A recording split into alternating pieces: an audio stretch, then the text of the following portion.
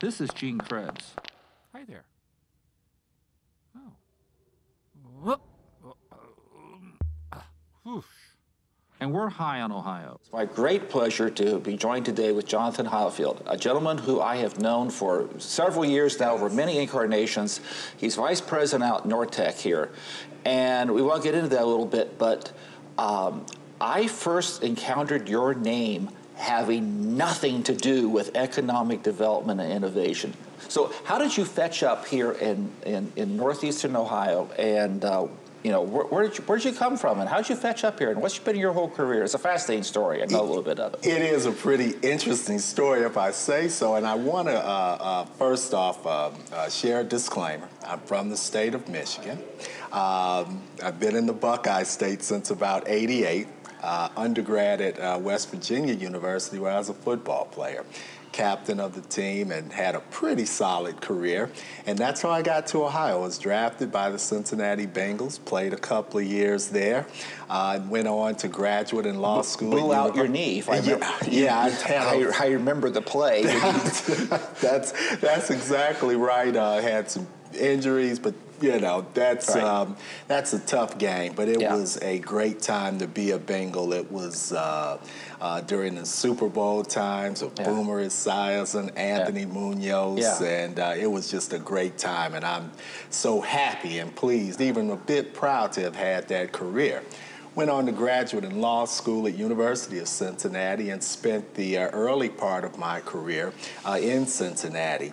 I really grew up as more of a neighborhood, community, education, development, reform kind of guy.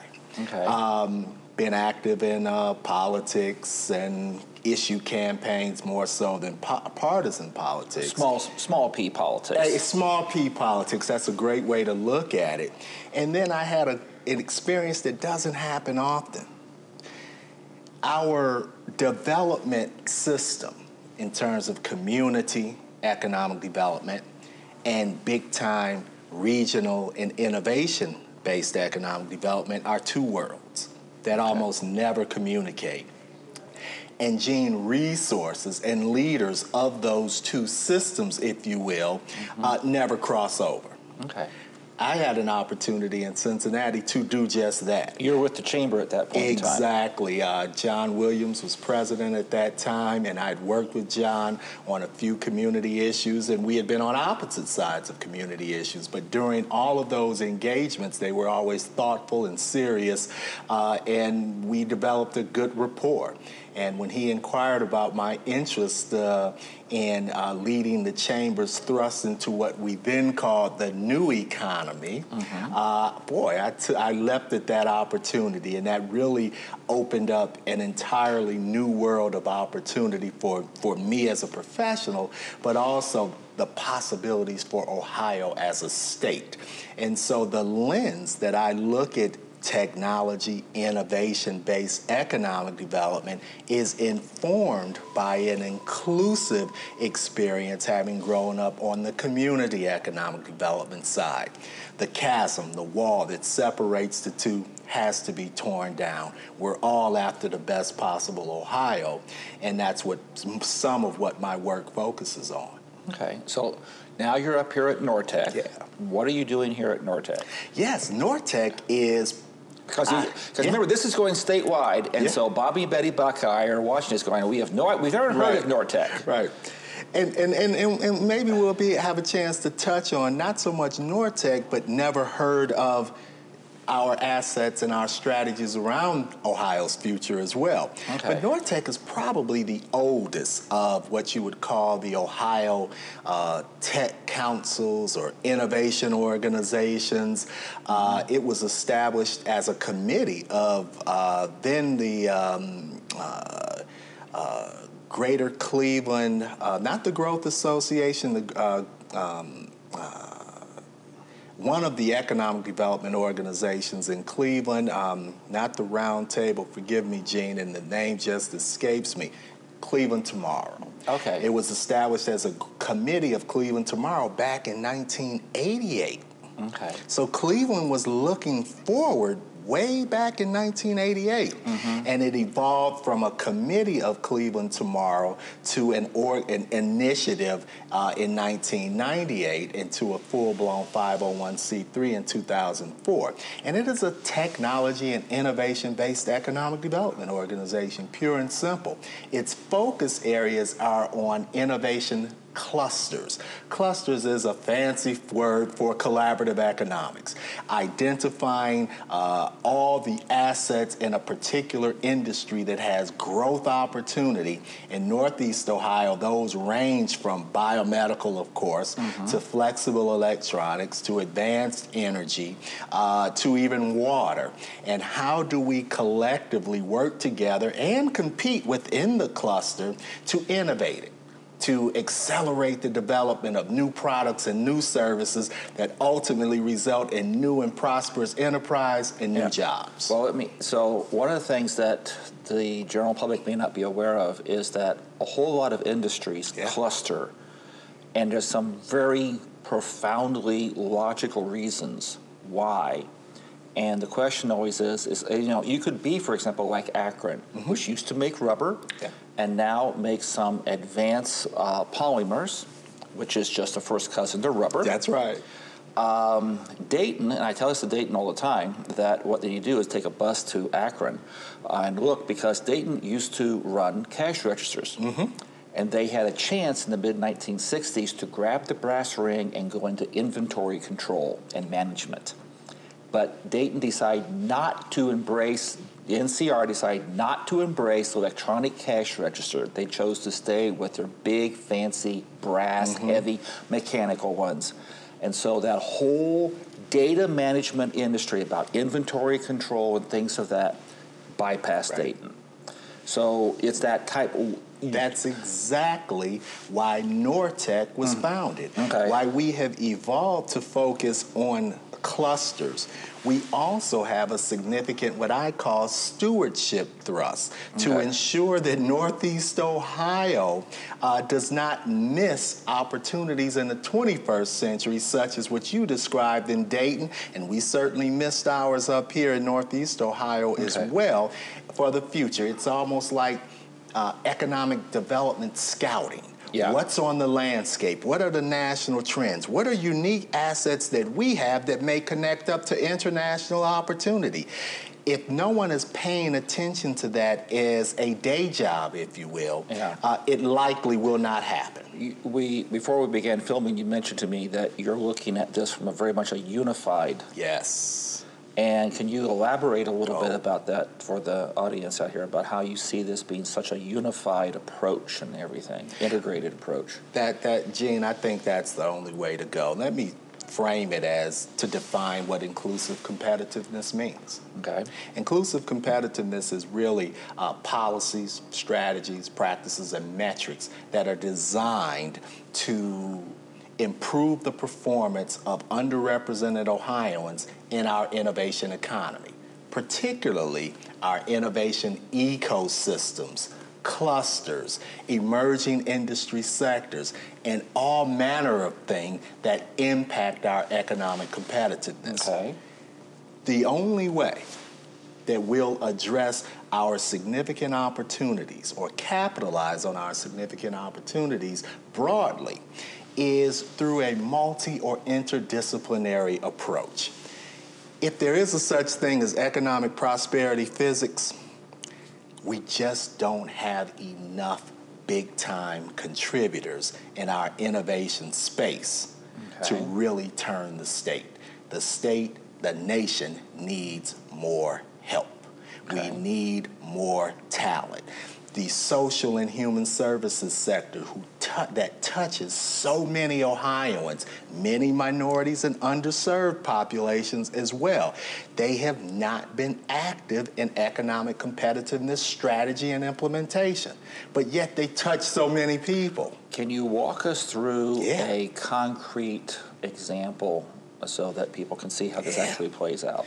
I'll give you an example of what we're beginning to do at NorTech. We reached out to about 8 or 9 what you would call traditional social education human services organizations whom we'd had relationship with more as a community or civic relationship and not necessarily a professional relationship. They include the Centers for Families and Children, Esperanza, CAO, which is the Consortium of African American Organizations, TechCore, which is a technology education organization, Neighborhood Leadership Institute right here in Cleveland as well, and a few others, to determine how, through the tech and innovation-based lens, we can embed where this region is going into the work that's delivered to thousands of people. Do you have, in Northeast Ohio. Do you have one example you could highlight for us? Absolutely. Our first project is an exploration around the CMSD, or Cleveland Metropolitan School District, investment schools. Between Esperanza, which is a Latino-focused or education organization, and the Centers for Families and Children, a social and human services organization. They are the lead agencies, if you will, to deliver wraparound services to those turnaround opportunities. What's a wraparound service? A wraparound service is providing almost intrusive intervention and opportunity to help students be successful. Not just classroom teaching, but all of the social, human, and economic services that this student needs to be successful. It is quite an intensive process, and it might be where we are as a nation in terms of improving education, that all education may require wraparound services. And what you just outlined with that reminds me, you know, history seldom repeats, but often rhymes.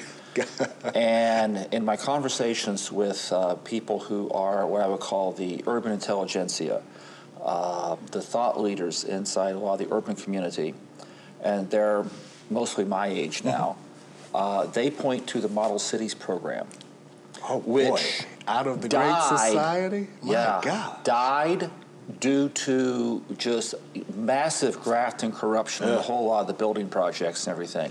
But what they point to is a massive after-school intervention program, weekends, breakfast, lunch, dinner, very intensive mentoring.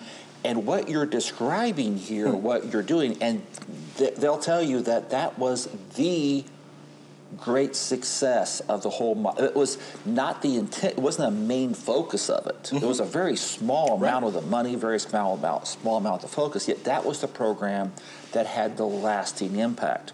And what I'm hearing from you here is a not dissimilar type of a structure. Where it's just one step short of putting these kids into a boarding school, you know, for that type of wraparound, and you're looking to change their culture, how they approach things, while still living in their own home with their own parents. Absolutely. How's that working out? Well, it's just beginning, but the idea.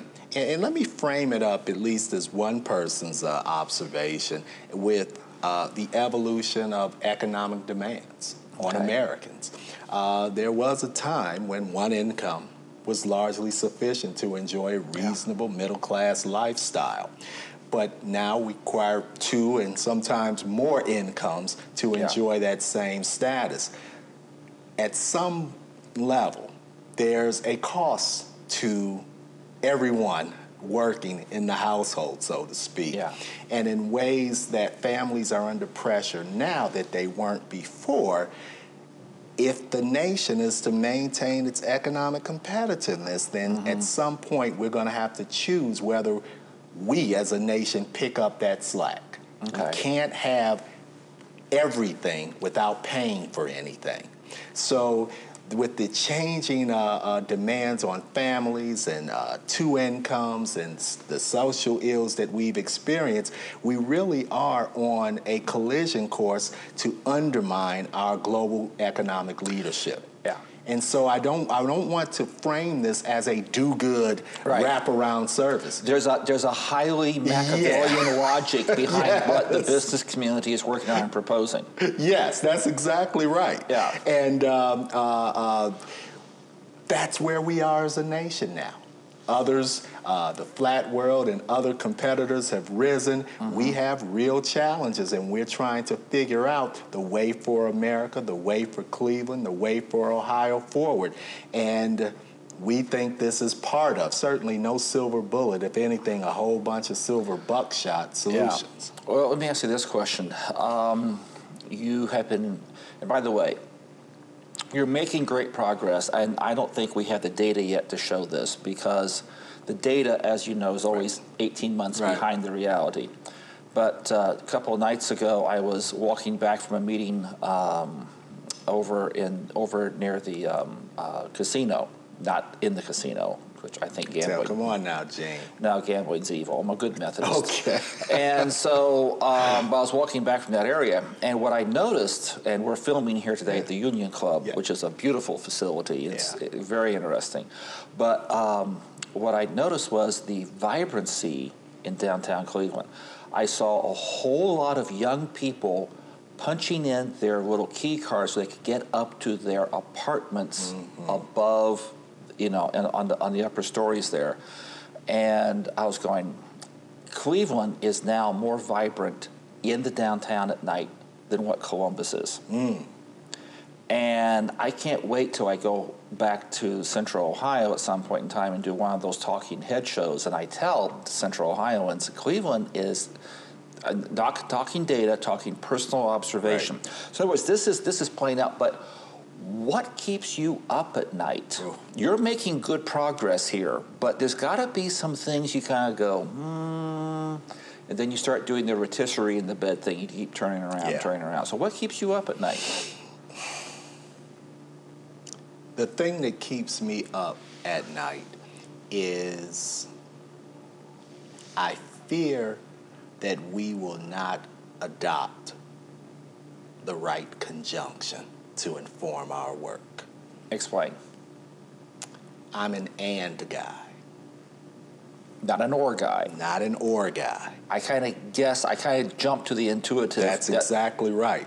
And so when we talk about economic development, it's the region and targeted core cities. Okay. When we talk about talent development, it's global and national talent attraction and incumbent talent development. My fear, or my hope, strike that, is that we continue to work the necessary and complementary thrust of the things that need to be done and don't make false choices about the best way forward. There is no magic solution. You have to develop Northeast Ohio and Cleveland, which means targeted strategies. You have to attract new talent and develop incumbent talent. What you're talking about here from a national security standpoint is like there's 4 times as many Chinese as there are Americans. There's 4 times as many Indians as there are Americans. So there are those 2 countries that are now rapidly moving up the economic food chain, okay? And when they say 1 in a million, it's a rather common occurrence over there. That's right. We say 1 in a million, we've got 300 people, right? We got 300 people. They say 1 in a million, they got well over 1,000 people, yeah. So you're talking about it from an economic development standpoint. But I guess the thing is, we're drifting a little bit into this. There's a lot of controversy out there now about income inequality and how to fix that. Now, there's either the way, my very first interview was Charles Murray, and he said coming apart. And he said that what you can do, in his latest book, is fine, just take all the social safety network, take all that money, get rid of the bureaucracy, and just hand it out to everybody. So you have that. You can do what I'm doing now, which is I've now increased my tips from 15 to 20% to 30 to 50%. Look, God's been very good to me. Yeah, yeah. And Mike leaving a tip that goes from $8 to $12 instead, I'm not going to miss that $4 that much, all right? But what you're talking about here is not either one of those two strategies. The second one being completely a personal, quasi-religious strategy. But what you're looking at here now is one where you're changing the whole culture of America and creating that desire for deferred gratification, all of that value towards education, hard work, and a change in the lifestyle of rather the, influenced by Ruby Payne here probably a little bit, but not influenced by the pleasures of the moment, but of the longer term rewards. An inherently Calvinist model almost to speak. Very well put. Let me connect into it this way. I think the way you characterize the gene is spot on. But the fundamentals that inform what you described is entrepreneurship. Okay. The Yankee ingenuity is what There you go. You didn't say business formation. Right. Business formation is an expression of entrepreneurship. Pursuing higher education is an expression of an entrepreneurial mindset. Being a creative force wherever you are, contributing, is an expression of entrepreneurship. Professor Howard Stevenson at Harvard Business School defined entrepreneurship this way, and I concur. The pursuit of opportunity beyond resources control. Okay. We need a nation, a state, and a Cleveland full of people who pursue opportunity without regard to resources control. How we do everything is in pursuit of the opportunity, pursuit of the contribution. We need more, many more people like that. How do we measure this? Do we measure it in GDP? Do we measure it in educational attainment? I think those are two great examples of GDP and education attainment. Give you an example, more narrowly defined in terms of some target underserved or underrepresented populations in terms of GDP.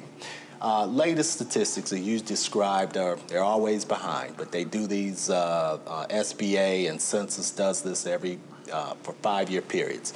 The latest, we're expecting new ones any time now, 2002 to 2007. Black entrepreneurship increased by over 60%. Latino entrepreneurship increased over 40%. The national average was 18%. In terms of black-owned businesses, had 1.9 million. In terms of Latino-owned businesses, 2.3 million. Okay. Great. Here's the rub. Of those 1.9 million businesses, they create only 921,000 jobs. Okay. And of those 2.3 million Latino businesses, they create only about 2.1 million jobs.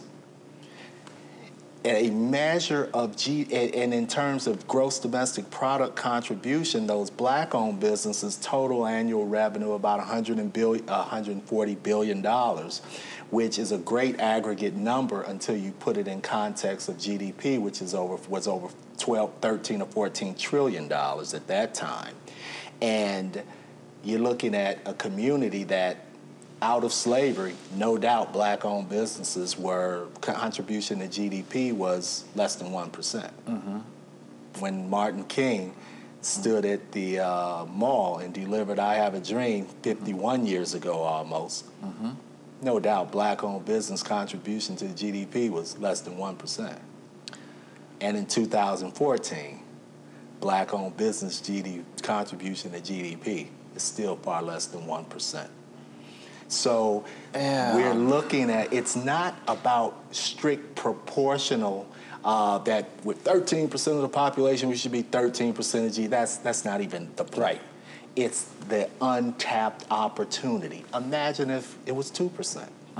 Imagine the positive economic benefit of having nearly $300 billion of annual revenue for black-owned businesses that employ, instead of 900,000 people, 1.5 million people. That's 600,000 jobs. If the average black-owned business had one employee, that would create 1 million jobs. In other words, the rise of a black entrepreneurial class in of and by itself would be enough in Ohio to generate enough taxable income to fix the state's ongoing budgetary crisis, and would be enough to restore the employment rate and the number of people employed back to where it was prior to the 2008 Great Recession. I only will pause and say I would generally agree with that statement, but let's do the numbers and we'll really find out. Okay. It certainly is true that a rise in job-creating entrepreneurship, not just business ownership. That's the key, and that's why the innovation economy is so important. We have lots of business ownership, but we have very little job creation. Okay. Well, let me ask you this question then. You're up here in Northeast Ohio. There's a lot of myths about Northeast Ohio. There's a lot of myths about what it is that you do. So take a myth that everybody out there thinks is true and blow it up for us.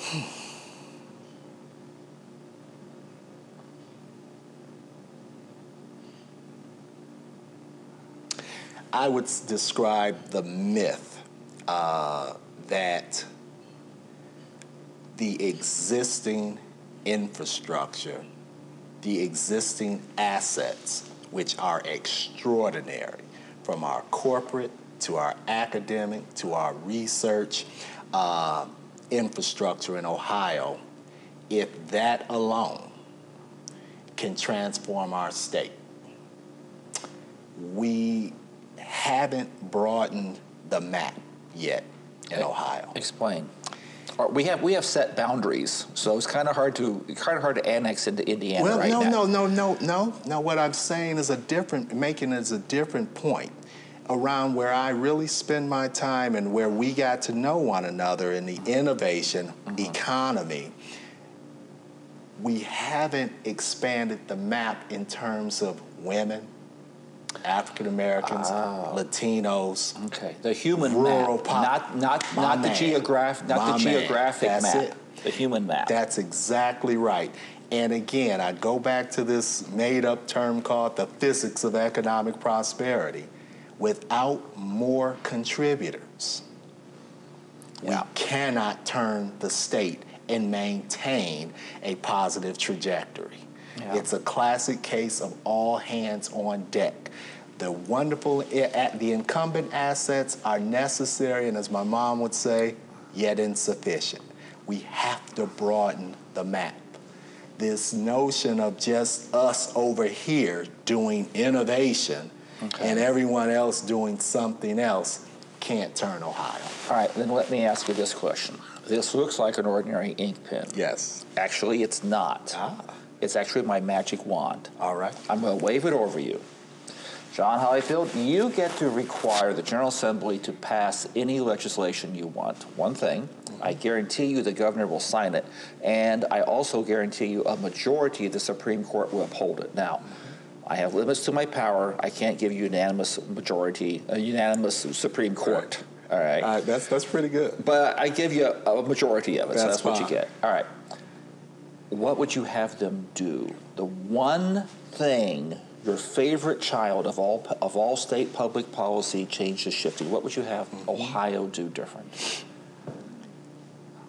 I would have Ohio recognizing fully that there are all kinds of challenges in our state.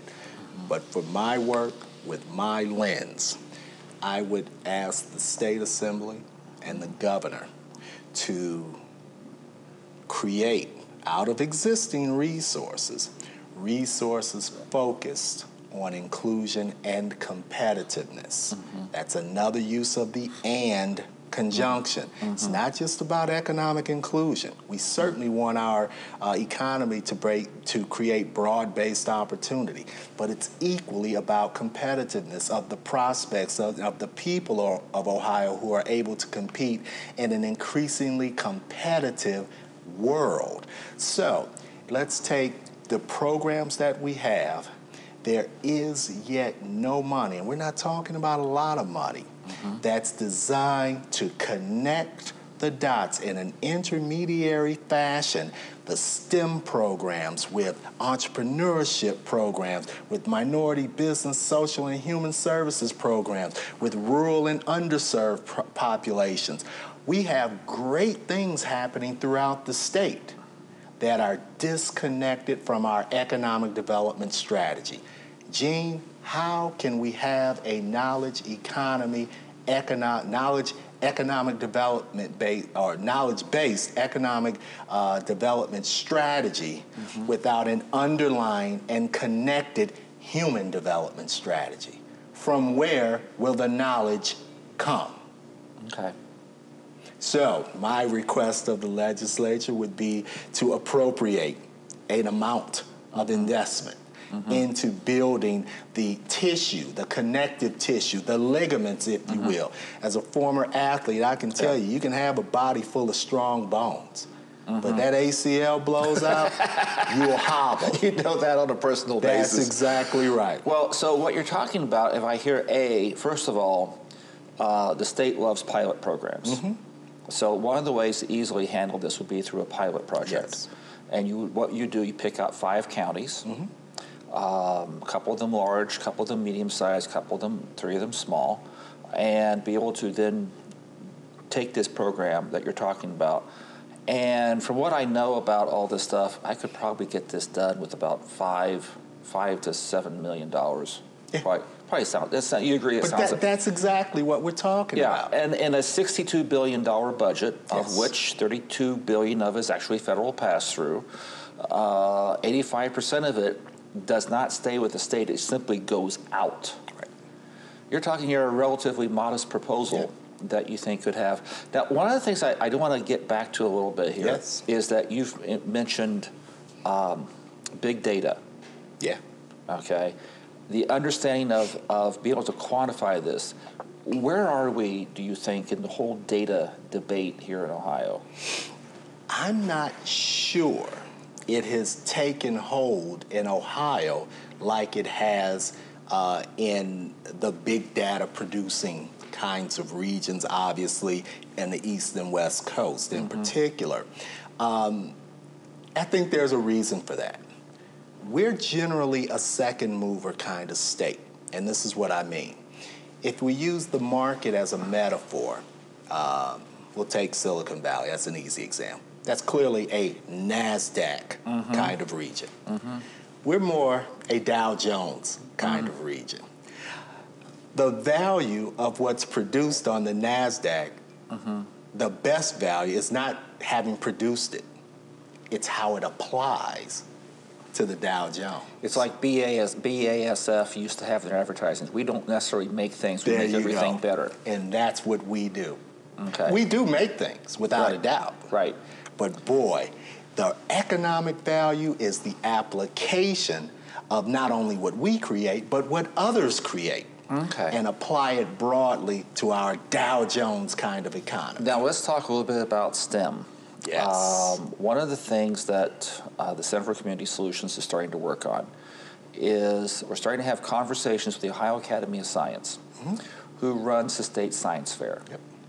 And what we're looking to do is find out where those people, young people who once ranked in a superior ranking in the state science fair, where are you now? Yes. Are you in Ohio? Yes. That's great. Are you still in STEM? Yeah. If so, do you own your own company? How many jobs do you produce? If you're not in Ohio, boo-hoo, why, and what do we need to do to bring you back? I mean, that's just the facile interpretation of it.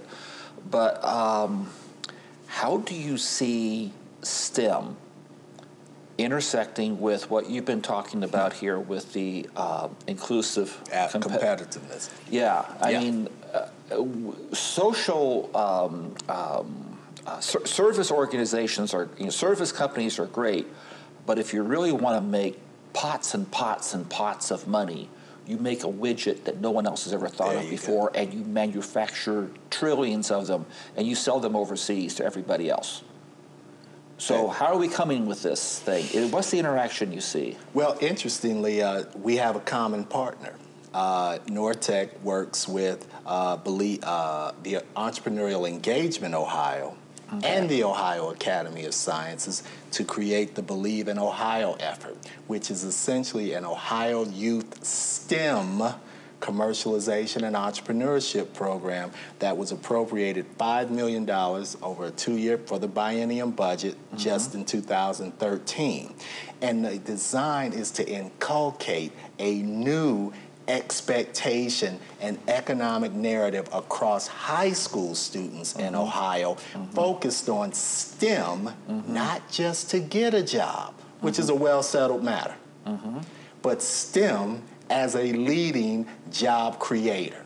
And how out of the science, technology, and engineering, mathematics disciplines, the focus can also be on new product and new service development that ultimately can result in commercializable products and services, new enterprise, and new jobs. Now you're just starting with that, and I know there's been, and I know there was some delay in the rollout of this. There's a small function called the controlling board, but it's now getting off and going. When do you think Bobby and Betty Buckeye can start seeing some of these things being played out? We launched in February the Northeast Ohio Forum, and we'll be doing similar forums throughout the state. And the program will launch in the 2014-15 school year, and as we've had to adjust to the rollout schedule, and it really will be a 1-year program, but we've been able to, through the leadership of Ohio Academy of Sciences, really position some outstanding awards as the result of what will be an end-of-the-year commercialization plan competition. And I can see this program perfectly tying into your mantra, your mantle, your duty. My man. At NorTech. That's right. This is very integral to what it is you're proposing, and you need to have this go through to help you get the rest of your job done. And that it's not just at NorTech, it's for our state. Again, I pose the question, how can we have a knowledge-based economic development strategy without an underlying, aligned, and connected human capital development strategy, i.e. education? It can't be done. Well, this has been an excellent conversation. And I've enjoyed it. Do you have any final thoughts you want to share? You know, we live in a great state. Okay. Gene, you know that, and I know that. And we have tremendous assets and huge opportunities. And of course, we're very well aware of our challenges. But the unique combinations that we have the ability to connect, the unique combinations we can produce, really can catapult our nation or our state in America and certainly in the nation. We have the things that we need right here. It is a matter of connecting the dots, doing the same things differently, and doing different things that will inform the future of our state. Well, very good. Well, thank you very much for being here. This is Gene Krebs, and on behalf of the Center for Community Solutions, we're high in Ohio. We've been going around the state. It's been my pleasure to be talking here with Johnathan Holifield, who's Vice President of Inclusive Competitiveness at NorTech up here in Northeast Ohio, a remarkable program. And I will tell you that the data is slow, but I'm seeing the results up here. I can't wait for 18 months to come by, and I can see the new data coming up here. Things up here are changing tremendously, and I think NorTech and your efforts deserve a fair amount of that credit. So with that, thank you very much, and tune in next week.